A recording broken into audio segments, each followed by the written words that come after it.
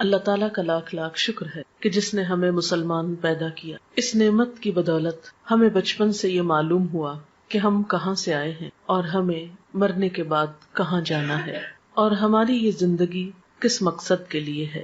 اللہ سبحانہ و تعالیٰ قرآن پاک میں فرماتے ہیں خلق الموت والحیات لیبلوکم ایکم احسن عملا، کہ اس نے موت اور زندگی کو بنایا کہ تمہیں آزما کر دیکھے تم میں اچھے کام کون کرتا ہے. ہم میں سے ہر ایک کے لیے یہ زندگی ایک امتحان ہے. ہم سب سے یہ دیکھا جا رہا ہے کہ ہم کیسے عمل کرتے ہیں. پھر ہماری زندگی کے اختتام پر ہم سب کو موت سے واسطہ پڑنے والا ہے، اور ہم سب یہ بات بھی اچھی طرح جانتے ہیں کہ ہماری زندگی میں وہ دن بھی آنے والا ہے جب ہم سب کو اللہ کے حضور حاضر ہونا ہے. وہاں ہمارے اچھے اور برے اعمال کی جانچ پرکھ ہونی ہے. وہاں ہم سے نعمتوں کے بارے میں سوال کیا جانے والا ہے. لہٰذا ہم میں سے ہر ایک کو ان حقائق کے بارے میں اچھی طرح معلوم ہونا چاہیے. آج کی اس شام جس موضوع پر ہم گفتگو کرنے والے ہیں وہ ہے موت کے بعد کیا ہوتا ہے، اور پھر موت کے بعد کیا چیز ہمیں فائدہ دیتی ہے. تو گویا آج کی گفتگو 2 حصوں پر مشتمل ہے. ایک تو بذات خود موت اور اس کے بعد ہونے والے مرحلوں سے متعلق ہے، اور دوسری کہ مرنے کے بعد پھر وہ کون سی چیزیں ہیں جن سے ہم سب کو فائدہ پہنچ سکتا ہے. موت کے بارے میں گفتگو کرنا کوئی بہت خوشگوار بات نہیں، لیکن ہم سب جانتے ہیں کہ یہ ایک بہت بڑی حقیقت ہے جس سے کوئی بھی فرار حاصل کر نہیں سکتا. یہ ایک ایسا تلخ پیالہ ہے جو ہم میں سے ہر ایک کو پینا ہے. اس لیے عقل مند ہے وہ شخص جو آنے والے وقت سے پہلے اس کے لیے تیاری کر لے اور اچھی طرح جان لے کہ اس پر کیسی کیسی کیفیات گزرنے والی ہیں. قرآن پاک میں اللہ سبحانہ وتعالیٰ فرماتے ہیں کل نفس ذائقۃ الموت، ہر شخص کو موت کا مزہ چکھنا ہے. اور یہ بات 3 بار فرمائی گئی ہے. موت کیا ہے؟ موت زندگی کا اپوزٹ ہے، زندگی کا جوڑا ہے. ہر چیز اپنے جوڑے کے ساتھ مکمل ہوتی ہے. اسی طرح زندگی کا تصور اس وقت تک ادھورا رہتا ہے جب تک کہ موت کا ذکر نہ ہو. انسانی تخلیق کے بارے میں اللہ سبحانہ وتعالیٰ نے فرمایا وَكُنْتُمْ أَمْوَاتًا فَأَحْيَاكُمْ ثُمَّ يُمِيتُكُمْ ثُمَّ يُحْيِيكُمْ ثُمَّ إِلَيْهِ تُرْجَعُونَ. تم مردہ تھے، پھر اس نے تم کو زندہ کیا، پھر وہ تم کو موت دے گا، پھر وہ تم کو زندہ کرے گا، پھر تم اس کی طرف لوٹائے جاؤ گے، پھر تم اسی کی طرف جمع کیے جاؤ گے. ہم کچھ نہ تھے، پھر ہم وجود میں آئے، پھر ایک وقت ہوگا کہ موت آ جائے گی اور ہماری یہ ظاہری ہستی ختم ہو جائے گی، اور پھر ایک وقت آئے گا کہ دوبارہ زندگی ملے گی اور پھر اللہ کی طرف واپسی، حساب کتاب کا وقت. گویا ہر انسان ان 4 مرحلوں سے گزرتا ہے. پہلا مرحلہ کچھ نہ تھے. اس مرحلے میں ہماری روح موجود تھی کیونکہ اللہ تعالیٰ نے تمام روحوں کو حضرت آدم علیہ السلام کی پیدائش کے بعد پیدا کر لیا تھا، لیکن دنیا میں آنے تک وہ سب ایک انتظار گاہ میں ہوتی ہیں. اس میں روح ایک الگ وجود رکھتی ہے مگر جسم نہیں ہوتا. یہ کیفیت بھی موت سے ملتی جلتی ہے جب روح تنہا ہوتی ہے. پھر زندگی جب ملتی ہے تو روح کو جسم مل جاتا ہے. پھر جب موت آتی ہے تو روح جسم سے جدا کر دی جاتی ہے. پھر جب دوبارہ زندگی ملے گی تو جسم اور روح پھر آپس میں مل جائیں گے. تو گویا دوسرے لفظوں میں موت نام ہے جسم اور روح کی جدائی کا، اور زندگی نام ہے دونوں کے ملاپ کا. ہم کچھ نہ تھے، ہم وجود میں آئے، ہماری روح کو جسم ملا، اور جب ہماری زندگی پوری ہو جائے گی، ہمیں دیا ہوا وقت مکمل ہو جائے گا، تو پھر ہم میں سے ہر ایک کو موت کی کیفیت سے لازماً دوچار ہونا ہوگا. وہ وقت بہت اداسی کا وقت ہوتا ہے. جدائی کا وقت تو ویسے بھی خاص زندگی میں ہی کسی سے جدائی ہو وہ ایک تکلیف دہ وقت ہوتا ہے. الگ ہونا، بچھڑنا کوئی خوشگوار بات نہیں. عارضی جدائیاں بھی تکلیف دہ ہوتی ہیں، لیکن کچھ جدائیاں پھر مستقل ہو جاتی اور اس کے بعد دوبارہ اس دنیا میں واپسی کا امکان نہیں. پھر انسان اگلے مرحلے طے کرتا ہے. وہ وقت نہ صرف یہ کہ روحانی طور پر ایک اداسی کا، تکلیف کا وقت ہوتا ہے، بلکہ جسمانی طور پر بھی ایک تکلیف دہ وقت ہوتا ہے. موت کے وقت کی ایک سختی ہوتی ہے. روح کے ساتھ جسم بھی اس تکلیف کو محسوس کرتا ہے. انسان کا بال بال دکھتا ہے. وہ وقت ایک بے ہوشی کا سا وقت ہوتا ہے. قرآن پاک میں سورۃ قاف میں اللہ تعالیٰ فرماتے ہیں وَجَاءَتْ سَكْرَةُ الْمَوْتِ بِالْحَقِّ، اور موت کی بے ہوشی یا موت کی سختی حق لے کر آ پہنچی. یعنی موت کے وقت ایک بے ہوشی کی سی کیفیت اور ایک تکلیف کی سی کیفیت ہوتی ہے. اسی لیے حضور صلی اللہ علیہ وسلم نے ایک دعا سکھائی، اللہم اعنی علی سکرات الموت وغمرات الموت. اے اللہ تو میری مدد فرما موت کی بے ہوشیوں پر اور موت کے وقت جو تکلیف ہے اس پر. اللہ سبحانہ وتعالی یہ بھی فرماتے ہیں، کلا اذا بلغت التراقی وقیل من راق وظن انہ الفراق والتفت الساق بالساق الی ربک یومئذ المساق. سورۃ القیامہ کی ان آیات میں بتایا گیا کہ جب جان حلق تک پہنچ جاتی ہے تو کہا جاتا ہے کہ ہے کوئی جھاڑ پھونک کرنے والا. آدمی یہ سمجھتا ہے کہ اب دنیا سے جدائی کا وقت آ گیا. اس وقت پنڈلی کے ساتھ پنڈلی مل جاتی ہے، یعنی انسان کی انتہائی بے بسی کی کیفیت ہوتی ہے. نہ کوئی علاج کام آتا ہے، نہ کوئی دم درود کام آتا ہے، اور انسان اپنی روح کو خیر بات کہہ دیتا ہے. حضرت جابر رضی اللہ تعالی عنہ کہتے ہیں، رسول اللہ صلی اللہ علیہ وسلم نے فرمایا، موت کی تمنا نہ کرو، لا تمنوا الموت.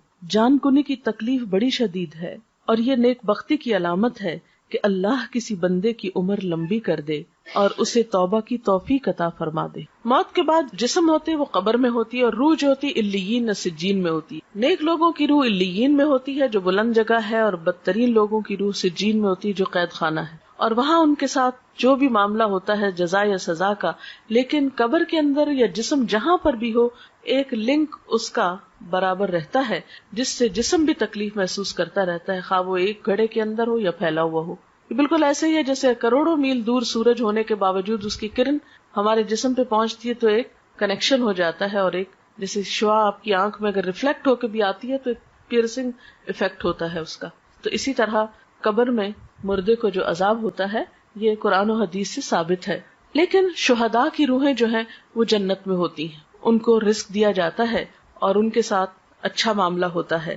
آپ نے فرمایا شہیدوں کی روحیں سبز پرندوں کی شکل میں قندیلوں میں رہتی ہیں جو عرش الہی کے نیچے لٹکی ہوئی ہیں. جب چاہتی ہیں جنت میں سیر کے لیے چلی جاتی ہیں، اور جب چاہتی ہیں واپس آ کے انہیں قندیلوں میں بیٹھ جاتی. یہ مسلم کی روایت ہے. حضرت عبداللہ بن عباس کہتے ہیں کہ آپ صلی اللہ علیہ وسلم نے فرمایا، شہداء جنت کے دروازے پر بہنے والی خوبصورت نہر کے سبز گنبدوں میں ہیں جہاں انہیں صبح شام ان کا رزق دیا جاتا ہے. اس کے بعد یہ کہ قیامت کا دن آتا ہے اور انسان کا حساب کتاب شروع ہوتا ہے. میں اس کی تفصیلات میں نہیں جاؤں گی. میں اپنے لیکچر کا دوسرا اہم ترین حصہ کہ مردے کے لیے پھر ہمیں کیا کرنا چاہیے وہ تو پہنچ گیا جہاں اس کو پہنچنا تھا. ان احادیث کی روشنی میں اور قرآنی آیات کی روشنی میں زیادہ بڑا فرق جو ہے وہ مسلم اور کافر کا ہے، اور ایک چیز بیچ میں منافق کی بھی آتی اور برے اعمال کی بھی آتی. بہرحال قیامت کے دن انسان کی شکلوں صورتوں کو، اس کے مال کو، پراپرٹی کو، جائیداد کو، اس کی ذہانت اور اس کی ڈگریوں کو، سرٹیفکیٹس کو نہیں دیکھا جائے گا. اس کی نیت دیکھی جائے گی، اس کا اخلاق اور اس کے اعمال اور اس کا کردار دیکھا جائے گا کہ اس نے اللہ تعالیٰ کی پسند کے کتنے کام کیے. مثلاً ایک شخص زبان کھولتا ہے اور غلط باتیں کرتا ہے، جھوٹ بولتا ہے، الزام تراشی کرتا ہے اور ساتھ نماز بھی پڑھتا ہے. ایک شخص شہید ہو رہا ہے اور ساتھ والدین کی نافرمانی وہ کرتا ہے. تو کچھ مسلمان ایسے ہوں گے کہ جن کے ملے جلے عمل ہوں گے. اب یہ اللہ تعالیٰ پر ڈپینڈ کرتا ہے کہ وہ کس کے ساتھ کیا معاملہ کرے. دیکھیں نا، آپ انسانوں میں کچھ انسان ہوتے ہیں جو آپ کے دوست ہوتے ہیں، آپ کو معلوم ہے کیسے معاملہ کریں. کچھ دشمن ہوتے ہیں، آپ کو پتا ہے. کچھ بیچ کے لوگ ہوتے ہیں، پھر وہ اللہ کی مرضی جس کیٹیگری میں ان کو رکھے. لیکن بہرحال نبی صلی اللہ علیہ وسلم نے جب صحابہ کرام کے سامنے ان سب باتوں کا ذکر کیا تو صحابہ کرام ایک موقع پر اتنا روئے کہ سب نے اپنے منہ پہ کپڑے ڈال لیے اور سسکیاں لے لے کر روئے. ان سب نے یہ محسوس کیا گویا یہ ساری باتیں ہمارے ہی بارے میں کی گئی ہیں. لیکن جب ہمیں اس طرح کی کوئی بات سنائی جائے تو ہم کہتے ہیں نہیں یہ تو کافر کی بات ہے، منافق کی بات ہے، ہم تو کلمہ پڑھتے ہیں اس لیے ہم پہ کوئی اثر نہیں. لیکن ٹھیک ہے ہم کلمہ پڑھتے ہیں، لیکن یہ بھی دیکھنا چاہیے کہ کلمے کی تصدیق کتنی کرتے ہیں، اس کو سچا کتنا مانتے ہیں، اور اللہ تعالیٰ کو بڑا کتنا مانتے ہیں، اس کی اطاعت کتنی کرتے ہیں.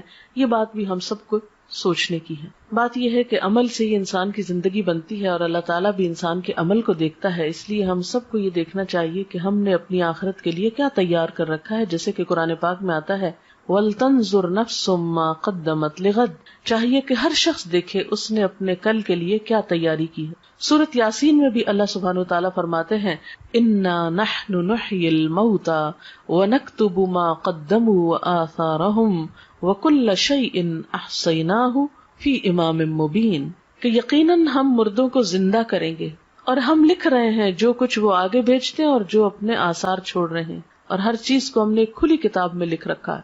تو گویا ہر انسان کا نامہ اعمال دو چیزوں پر مشتمل ہے، ایک وہ جو اپنی زندگی میں کام کرتا ہے اچھے یا برے، دوسرے وہ جو اس کے بعد اس کے نام پر یا اس کو دیکھ کر لوگ کرتے ہیں. مثلاً اس کے جتنے بھی آثار ہیں، آثار سے مراد نشانیاں ہوتی ہیں، اثر کی جمع ہے. بچے اس کی نشانیاں ہیں، یا اس کا علم اس کی ایک نشانی یا علامت ہے، یا اور اس کے کچھ اچھے اعمال. ایسے اعمال کا اس کو بعد میں بھی بونس ملتا رہتا ہے، اجر ملتا رہتا ہے، لیکن نئے عمل کرنے کا وقت ختم ہو جاتا ہے. اس لیے ہم دیکھتے ہیں کہ نبی صلی اللہ علیہ وسلم نے فرمایا مرنے کے بعد انسان کے اعمال کا سلسلہ منقطع ہو جاتا ہے سوائے تین چیزوں کے جن کا ثواب میت کو پہنچتا رہتا ہے. نمبر 1 صدقہ جاریہ کرنا، نمبر 2 لوگوں کو فائدہ دینے والا علم، نمبر 3 نیک اولاد جو میت کے لیے دعا کرتی ہے. تو گویا انسان کے آثار میں تین چیزیں ہیں. ایک تو یہ کہ زندگی میں انسان ایسی جگہ اپنے ہاتھ سے پیسہ لگا جائے کہ جس سے لوگوں کو فائدہ پہنچے، جیسے کوئی کنواں کھدوا دیا، یا کوئی اسکول بنوایا، کوئی ہاسپٹل بنوایا، یا کوئی اور اچھا کام کیا.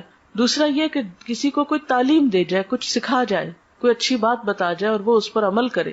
اور تیسری یہ کہ نیک اولاد جو اچھی تربیت والدین کرتے ہیں تو اس پر جو کچھ وہ نیک اولاد کام کرے گی وہ والدین کے لیے اجر و ثواب کا باعث ہوگی. حضرت انس کہتے ہیں کہ میں نے نبی صلی اللہ علیہ وسلم سے سنا، آپ فرماتے ہیں دوست تین قسم کے ہوتے ہیں، یعنی فرینڈز کی تین قسمیں. ایک دوست تم سے کہتا ہے میں تمہارے ساتھ رہوں گا یہاں تک کہ تم قبر میں پہنچ جاؤ. ایسا آدمی جب قبر میں پہنچتا ہے تو وہ دوست اس کا ساتھ چھوڑ دیتا ہے. دوسرا دوست وہ تم سے کہتا ہے تمہارا بس اتنا حصہ ہے جتنا تم نے غریبوں کو دیا، اور جو کچھ تم نے نہیں دیا اپنے پاس رکھا وہ تمہارا نہیں. اس دوست کا نام مال ہے. یعنی ایک انسانی دوست ہے جو زندگی میں ساتھ دیتا ہے، مرنے پہ ساتھ چھوڑ جاتا ہے. دوسرا مال ہے جو اگر تو اچھے کاموں میں لگا دیا جائے، دوسروں پہ خرچ کیا جائے تو بعد میں بھی کام آئے گا، اور اگر صرف اپنی ہی ذات پر خرچ کر دیا اور اپنی ہی خواہشات کے پورا کرنے پر تو اس سے کیا ہوگا، وہ بعد میں کام نہیں آئے گا. اور تیسرا دوست تم سے کہتا ہے کہ میں تمہارے ساتھ رہوں گا اس جگہ بھی جہاں تم داخل ہوگے، اس جگہ بھی جہاں سے تم نکل کر جاؤ گے، یعنی قبر.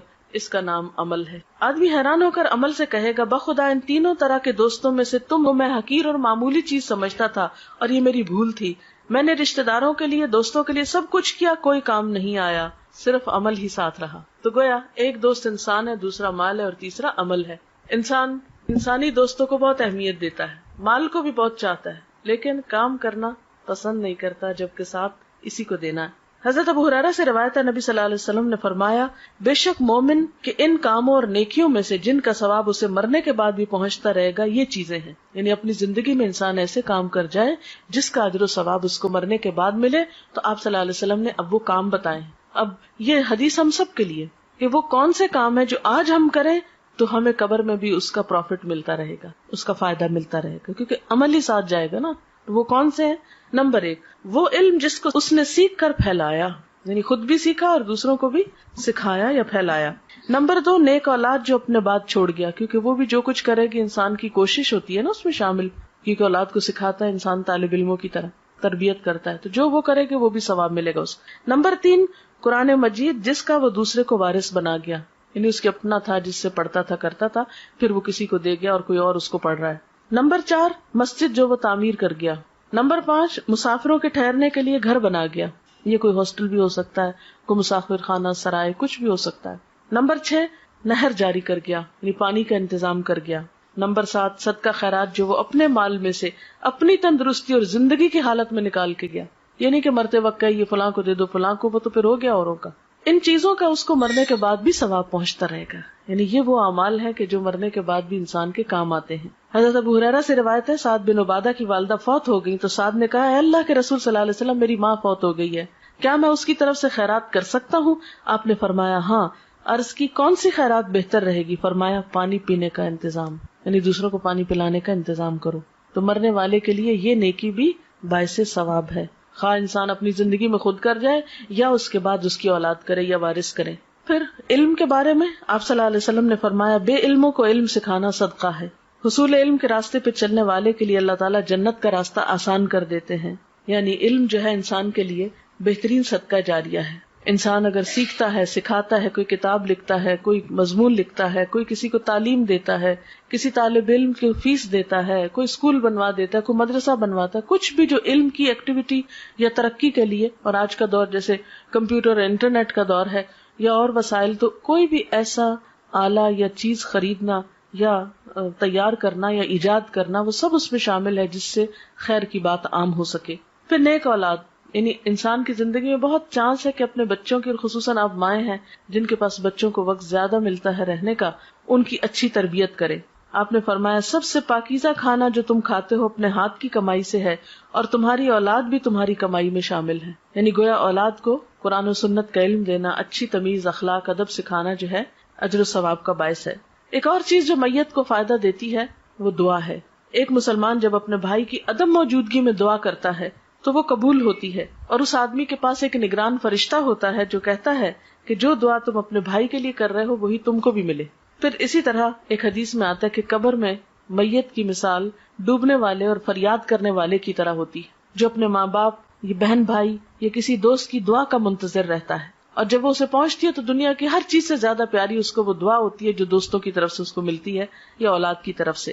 آپ صلی اللہ علیہ وسلم نے فرمایا بے شک اللہ تعالیٰ اہل دنیا کی دعا سے اہل قبور کو پہاڑوں کے برابر اجر عطا کرتا ہے. یعنی ہماری دعائیں مردوں کے حق میں کیسے ثابت ہوتی ہیں؟ جیسے پہاڑ جتنا تحفہ، جو معمولی چیز نہیں ہے کسی مرنے والے کے لیے دعا کرنا. مردوں کے لیے زندوں کی طرف سے بہترین تحفہ ان کے لیے استغفار کرنا، یعنی ان کی بخشش کی دعا کرنا.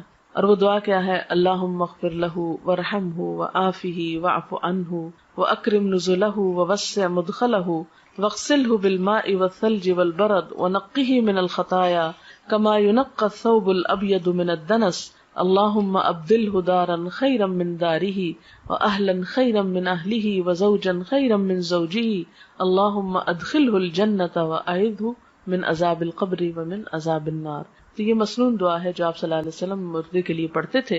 ہم سب کو بھی اپنے والدین کے لیے اور دیگر رشتہ داروں کے لیے یا دوستوں کے لیے جو دنیا سے چلے جائیں یہی دعا کرنی چاہیے. ہم سب کے پاس جو وقت ہے، صحت ہے، جوانی ہے، یہ ساری نعمتیں ایسی ہیں کہ جن کے بارے میں ہم سے سوال کیا جائے گا، حساب ہوگا. تو بات یہ ہے کہ ہمیں دو کام کرنے ہیں. ایک تو یہ کہ اپنے لیے ایسے کام کرنے ہیں جو ہمارے مرنے کے بعد ہمارے اپنے لیے صدقہ جاریہ بنے. دوسرے وہ کام ہیں جو ہمیں اپنے عزیز دوستوں، رشتہ داروں، والدین اور دیگر اقرباء کے لیے کرنے ہیں اگر وہ دنیا سے چلے جائیں، کیونکہ وہ اب اپنے لیے خود کچھ نہیں کر سکتے، وہ اب آپ کی دعاؤں کے محتاج ہو گئے. تو سب سے پہلی بہترین چیز جو کرنی ہے آپ کو وہ دعا کرنی. نمبر 2 یہ کہ ان کے لیے صدقہ خیرات کرنا ہے، اور خاص طور پر اگر وہ کوئی قرضہ چھوڑ گئے تو پہلے اس کو ادا کرے، ان کی وراثت تقسیم کرنے میں مدد کرے اہل خاندان کی. تیسری چیز، اگر ان کے روزے چھوٹ گئے ہیں تو اس کو ادا کریں، چاہے خود رکھیں یا اس کا کفارہ دیں. اور چوتھی چیز یہ کہ ان کے لیے صدقہ خیرات کا اہتمام، جیسے کنویں کھدوانے کی شکل میں یا پانی پلانے کی شکل میں یا اور کسی بھی طریقے سے. تو دعا، قرضوں کی ادائیگی، علم کا پھیلانا، یہ تمام چیزیں جو ہیں یہ میت کو فائدہ دیتی ہیں. وآخر دعوانا ان الحمدللہ رب العالمین. اب اگر آپ کے پاس کوئی سوال ہے تو آپ وہ کر سکتے ہیں. میں نے اسی لیے ذرا سا پہلے چھوڑا ہے کہ دعا کا بھی وقت مل جائے، اور اگر کوئی بات آپ کے ذہن میں ہو جو اس لیکچر سے واضح نہیں ہوئی تو اس سے آپ کو فائدہ ہو جائے. شرک کا مطلب ہوتا ہے کسی کو شریک کرنا. اللہ تعالیٰ کی ذات میں، اس کی صفات میں، اس کے حقوق میں، اختیارات میں کسی اور کو شریک سمجھنا شرک ہوتا ہے. ذات میں شرک کیا ہے؟ جیسے اللہ تعالیٰ کو الہ ماننے کے علاوہ پتھروں کے بت یا فرشتوں یا نیک انسانوں کو بھی پوجنا، یعنی خواہ وہ کوئی قبر ہو یا پتھر کا کھڑا بت ہو یا کوئی فرشتہ ہو یا پھر مورت ہو یا کوئی بھی چیز. صفات میں شرک یہ ہوتا ہے کہ جو قوت اللہ کے پاس ہے وہ اوروں کے پاس بھی. مثلا وہ رزق دیتا ہے تو ہم یہ آس لگا لیں کوئی اور بھی دیتا ہے. اگر وہ دعائیں سنتا ہے تو ہم سمجھے کوئی اور بھی ہماری پکار سننے والا ہے. اگر وہ رزق اور اولاد دیتا ہے تو ہم سمجھے کسی انسان کے ہاتھ میں بھی ہے، نعوذ باللہ. ایسا یہ صفات میں شرک ہوتا ہے. کسی کو قسمتوں کا بنانے بگاڑنے والا ماننا نہیں، یہ سب صرف اللہ ہی کرتا ہے. ان یمسسک اللہ بضر فلا کاشف لہ الا، اگر تم کو کوئی نقصان پہنچے تو اس کو دور کرنے والا کوئی نہیں سوائے اللہ کے. اگر یہ سمجھنا کہ ہمارا غم اور مشکل کشائی کوئی اور کر دے گا، یہ شرک. اسی طرح حقوق کے، جیسے عبادت اللہ کی ہونی چاہیے، اگر آپ غیر اللہ کی شروع کر دیں، نماز، روزہ، سجدہ وغیرہ، تو یہ شرک. اختیارات یہ کہ جیسے اختیارات اللہ کے اگر کسی اور میں سمجھے تو یہ بھی شرک. سوال ہے میت کے نام پر کھانا پکا کر کسی کو کھلانا یا مسجد میں بھیجنے سے میت کو فائدہ ہے یا نہیں؟ اگر وہ کسی غریب کو آپ کھلا رہے ہیں، کسی ضرورت مند کو دے رہے ہیں، تو انشاءاللہ فائدہ پہنچے گا، یعنی صدقہ اس کے نام پر آپ کر رہے ہیں، اس کو فائدہ پہنچانے کا۔ لیکن اگر وہ پکا کر خود ہی بیٹھ کے کھا لیتے ہیں، جیسے ہمارے یہاں ہوتا ہے کہ تیسرے دن کل کرتے ہیں اور اس میں اچھے اچھے فروٹ کاٹتے ہیں اور وہ سب آئے ہوئے دوست رشتے دار کھا پی کے گھروں کو چلے جاتے ہیں، پارٹی کا سما ہوتا ہے، تو یہ تو کوئی صدقے کی قسم نہیں ہے۔ یا پھر یہ کہ ہر جمعرات کو ہم اسی طرح کا کام کرتے ہیں، یا 40 دن گزرنے پر ہم دیگ چڑھاتے ہیں اور سب ایک جیسے دعوت ہو رہی ہے سب کی، آئے بیٹھے کچھ اور کھایا پیا اور چلے گئے، تو صدقہ ہے نا، یعنی کسی غریب کو کھلانا، کسی ضرورت مند کو دینا۔ تو میت کے نام پر اگر آپ صدقہ کرنا چاہتے ہیں تو ضرورت مندوں کو دیں، یتیموں کو دیں، بیواؤں کو دیں، مسکینوں کو دیں، یہ صدقہ ہوگا۔ 13 شعبان کو میت کے حوالے سے کوئی چیز قرآن و سنت سے ثابت نہیں ہے۔ اچھا، اب آپ دیکھیں کہ میت کے لیے مثلاً اگر صدقہ کرنا ہے اور آپ کو غریب مسکین کو بھی آپ نے کھانا کھلا دیا تو اور کیا کریں؟ کسی کو پڑھا دیں، کسی بچے کی فیس دے دیں، اور نیت یہ کر لیں کہ اس کا ثواب میت کو پہنچے۔ کوئی اسکول بنوا، آپ دیکھیں ہمارے اسکولوں میں لائٹ نہیں ہوتی، بیٹھنے کو کرسیاں نہیں ہیں بچوں کے، اور اسی طرح عمارت نہیں ہے سر پہ۔ پاکستان میں کتنے اسکول ایسے ہیں جن کی چھتیں ہی نہیں ہیں، اوپن میں اسکول ہو رہے ہیں۔ تو یہ علم جو ہے یہ فرض ہے مسلمانوں پر حاصل کرنا، طلب العلم فریضۃ علی کل مسلم۔ اس فرض کی ادائیگی میں اگر آپ کوئی بھی چیز میت کے لیے کرتے ہیں تو اس کا بھی فائدہ ہے۔ اور ابھی تو مردے کی حالت میں نے بتائی ہے کہ یا تو نیک ہوگا اور یا بد ہوگا۔ تو اب اگر ایک شخص سزا میں مبتلا ہے وہاں، تو آپ کا کیا خیال ہے وہ عید کر رہا ہوگا؟ یہ تو عقل کو بھی نہیں لگتی نا بات کی مردہ عید کرے۔ مردوں کی کیا عید؟ نصف شعبان کی کیا کوئی دعا ہے؟ یہ دعا کی کوئی فضیلت ہے؟ دیکھیں کہ آپ صلی اللہ علیہ وسلم سے کوئی ایسی دعا تو ہمیں نہیں پتہ چلتی قرآن و سنت میں کہ جو آپ نے 15 شعبان کو خاص طور پہ مانگی۔ دیکھیے کہ اسلام میں عبادت کا جو تصور ہے وہ یہ ہے کہ بندہ ہر لمحہ اپنے رب کو یاد کرے، یہ ہے عبادت کی روح۔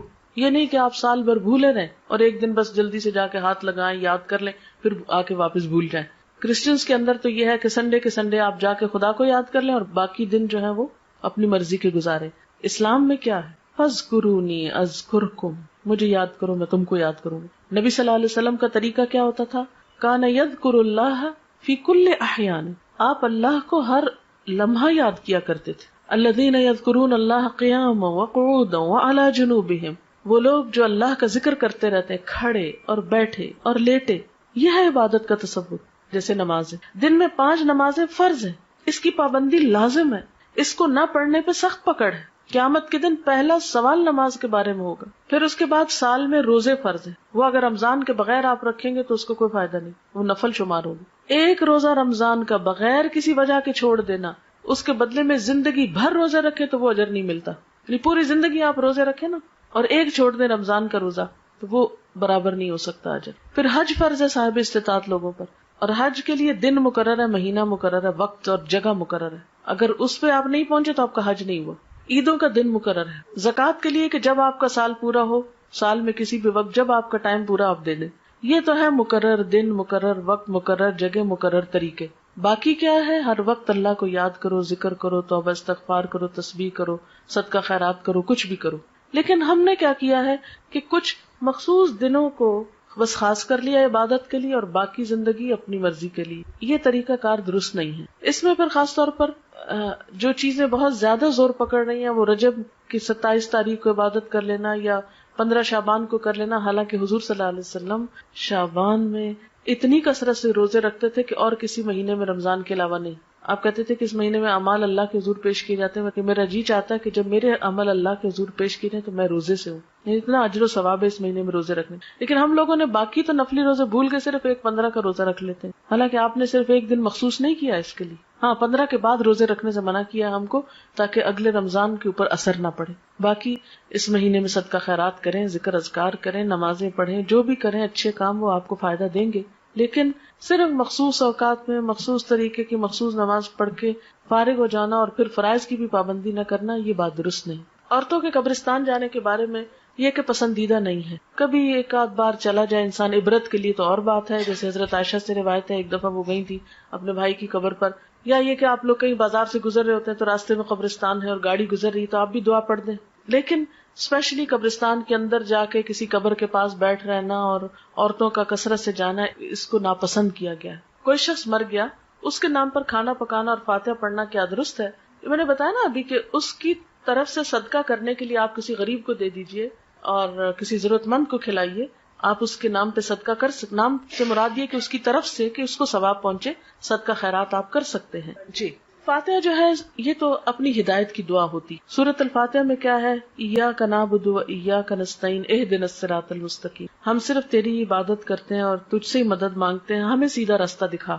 تو مردے کو تو ہدایت کی دعا نہیں چاہیے، مردہ تو مر گیا، اس کو تو اب بخشش کی دعا چاہیے. اس لیے اس موقع پر کچھ مخصوص ذکر آپ صلی اللہ علیہ وسلم نے ہمیں نہیں سکھایا. بس نیت کریں، خواہ گھر میں نہیں بھی پکائیں. دیکھیں کتنے لوگ ہیں جو گھر میں کھانا پکا سکتے ہیں. کئی لوگ جو ہے وہ ان میں ہمت نہیں، کوئی بیمار ہے، کوئی مصروف ہے، کوئی کسی کے پاس اتنی وسعت نہیں.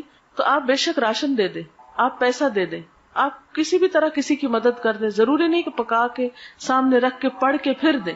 یہ ہم نے خود رواج نکال لیا ہے. دعا کرنا جو ہے میت کو سب سے زیادہ فائدہ دیتا ہے. دیکھیں ہمارا دعا پہ کچھ خرچ نہیں آتا. اذان سن لیجئے پھر دعا کرتے ہیں. سبحان اللہ وبحمدہ عدد خلقہ ورضا نفسہ وزنۃ عرشہ ومداد کلماتہ. سبحان اللہ العظیم. اللہم صلی علی محمد وعلی آل محمد کما صلیت علی ابراہیم وعلی آل ابراہیم انک حمید مجید. اللہم بارک علی محمد وعلی آل محمد کما بارکت علی ابراہیم وعلی آل ابراہیم انک حمید مجید. ربنا آتنا فی الدنیا حسنۃ وفی الآخرۃ حسنۃ وقنا عذاب النار. ربنا لا تزغ قلوبنا بعد اذ ہدیتنا وہب لنا من لدنک رحمہ انک انت الوہاب. ربنا ہب لنا من ازواجنا وذریاتنا قرۃ اعین واجعلنا للمتقین اماما. ربنا لا تؤاخذنا ان نسینا او اخطأنا. ربنا ولا تحمل علينا إصرا كما حملته على الذين من قبلنا. ربنا ولا تحملنا ما لا طاقة لنا به واعف عنا واغفر لنا وارحمنا أنت مولانا فانصرنا على القوم الكافرين. یا اللہ پاک جو کچھ ہم نے پڑھا ہے سنا ہے اپنی رحمت سے اسے قبول فرما. یا اللہ جو باتیں آپ کی مرضی کے مطابق ہوئی ہیں، آپ کو پسند آئی ہیں، ہم سب کو اس پر عمل کی توفیق عطا فرما. اگر کوئی بات بھولے سے زبان سے ایسی نکلی ہے جو آپ کو پسند نہیں آئی تو ہم سب کو اس سے دور کر دے. یا اللہ تو ہمارے گناہوں کو معاف کر دے، ہمیں ہدایت عطا فرما، ہمیں ان کاموں کی توفیق دے جن سے تو راضی ہو جائے. اللہ ہمیں اپنی محبت عطا کر دے، اپنے حبیب محمد صلی اللہ علیہ وسلم کی محبت عطا کر دے، نیک بندوں کی محبت عطا کر دے. یا رب العالمین تو ہمارے گناہوں کو معاف کر دے، ہماری کوتاہیوں سے اور سستی سے درگزر فرما. یا اللہ تو ہمیں اس زندگی میں ان کاموں کی توفیق دے جن سے تو راضی ہو جائے. اللہ ہمارے والدین پر اپنی رحمت فرما. یا رب العالمین ریحانہ اور رخسانہ کی والدہ پر اپنی رحمت فرما، ان کے درجات بلند فرما، ان کو اپنی عافیت میں رکھ، ان کو جنت الفردوس کے اعلیٰ مقام میں جگہ عطا فرما، انہیں آخرت کی بہترین بھلائیاں نصیب فرما، ان کی اولاد کو ان کے لیے صدقہ جاریہ بنا، انہیں بہترین نیک اعمال کی توفیق دے جو ان کی والدہ کے لیے بہترین اجر کا سبب ہوں.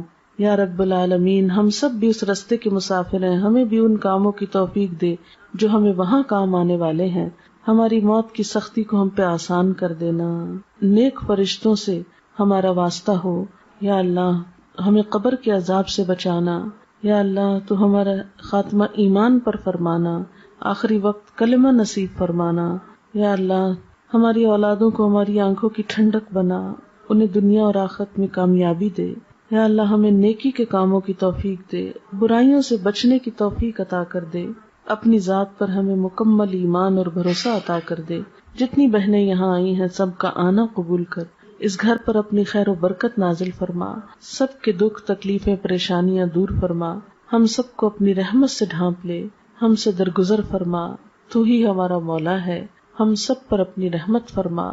ربنا تقبل منا انک انت السمیع العلیم وتب علینا انک انت التواب الرحیم.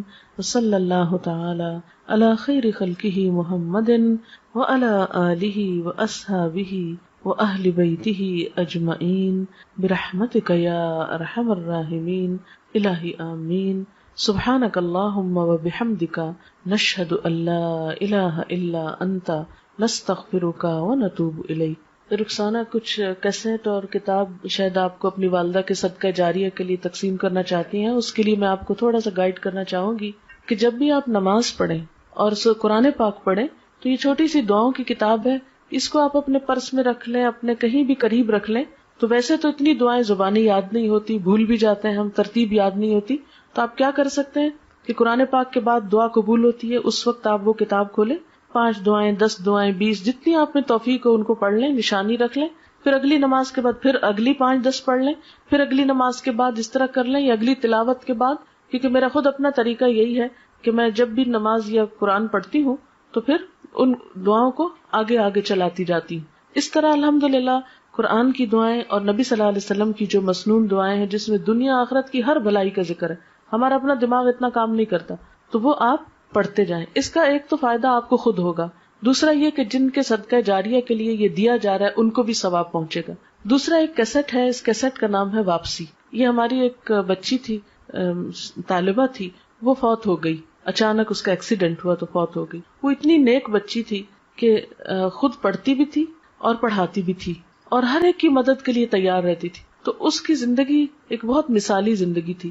اور اس کے علاوہ تعزیت کے کچھ آداب اور واپسی کا جو سفر ہے دنیا سے، اس پہ کچھ باتیں اس کیسٹ میں موجود ہیں، آپ خود بھی سنیں، اوروں کو بھی سنائیں، تو اس سے بھی انشاءاللہ ان کی والدہ کے لیے بھی اور خود اس بچی کے لیے جو فوت ہوئی ہے ایک صدقہ جاریہ ہوگا۔ اگر ہم دوسروں کے لیے بھلائی سوچیں گے، ہم دوسروں کے لیے خیر سوچیں گے، تو انشاءاللہ اللہ تعالی ہمارے لیے بھی کوئی خیر کا راستہ نکال دے گا۔ السلام علیکم ورحمۃ اللہ وبرکاتہ۔